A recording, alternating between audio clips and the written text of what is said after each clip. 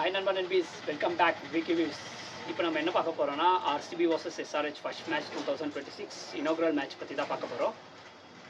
Run ஃபீஸ்டாக இருந்தது match, கண்டிப்பாக செமையாக இருந்தது மேட்ச்சு. ஃபர்ஸ்ட் மேட்ச்சே வந்து அப்படியே பார்க்குறவங்களாம் கொஞ்சம் லைக் பண்ணி அப்படியே சப்ஸ்கிரைப் பண்ணி கொஞ்சம் சப்போர்ட் பண்ணுங்க நண்பா, சப்போர்ட்டிவாக இருக்கும். வாங்க இப்போ வீடியோக்குள்ளே போகலாம்.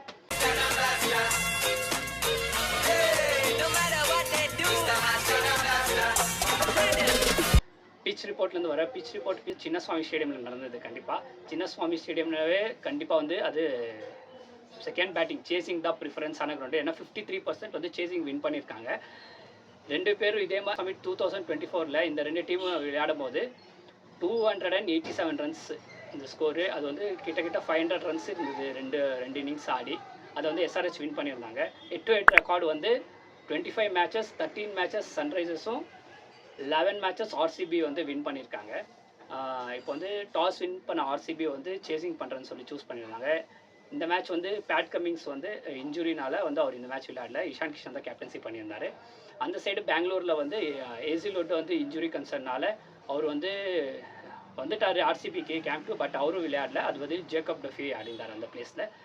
கண்டிப்பாக பேட்டிங் வந்து ஸ்டார்ட் பண்ணாங்க Abhishek Sharma, Travis head. But அவங்க ரெண்டு பேரும் அவ்வளோ ஒன்றும் ஃபார்மில் இல்லை. ஏன்னா வேர்ல்ட் கப்லேயும் ரொம்ப சுமாரான பர்ஃபார்மன்ஸ் தான் ரெண்டு பேர்கிட்டையும். அதே மாதிரி இந்த மேட்சும் வந்து சரியாகவே ஆடல. அட் லாஸ்ட்டு வந்து இஷான் கிஷன் தான் கேப்டன்சி இன்னிங்ஸ் ஆடு. அவர் வந்து வேர்ல்ட் கப்பில் எப்படி ஆடினாரோ அதே மாதிரி ஃபார்ம் கண்டினியூ பண்ணுறாரு. வேறு லெவலில் ஆடி 80 ரன்ஸ் அடிச்சிருந்தார். அவர் கேப்டன்சி நாக் செம்மையாக இருந்தது. அவர் அடித்த 6-4 எல்லாம் செம்மையாக ஆடினார். அதுக்கப்புறம் அனிகேத் வர்மா, அவர் வந்து அன்கேப்டு பேர். அவர் போன வாட்டியும் செம்மையாக ஆடினார். சையத் முஸ்தாக் அலியும் செம்மையாக ஆடினார். இந்த மேட்சும் சரியான அடி, ஒரு கேமியோ ஒரு 41 ரன்ஸு சரியான அடி அடிச்சிருந்தார். அட் லாஸ்ட் வந்து 202 ஸ்கோர் பண்ணியிருந்தாங்க எஸ்ஆர்ஹெச். 200 ரன்ஸ் அடிச்சிருந்தாங்க. பட் அதுக்கப்புறம் சேஸ் பண்ண ஆர்சிபி வந்து ஸ்டார்ட் பண்ணாங்க. அவங்க வந்து பேட்டிங் வந்து சரியான ஒரு பேட்டிங் ஆர்சிபி. இது கண்டிப்பாக பால் வந்து அடிக்க ஸ்டார்ட் பண்ணிட்டாங்க. ஃபில் ஷாட் வந்து வேர்ல்ட் கப்லேயும் சரியாக இல்லை. இந்த மேட்சும் வந்து ஒரு கிளிம்ஸ் காமிச்சார். அதுக்கப்புறம் அவுட் ஆகிட்டார் அவரும். அதுக்கப்புறம் சேஸ் மாஸ்டர் உங்களுக்கு சொல்லி ஆகணும், விராட் கோலி. அவர் சேசிங்னாலே அவர் கிங்கு தான் கண்டிப்பாகவே.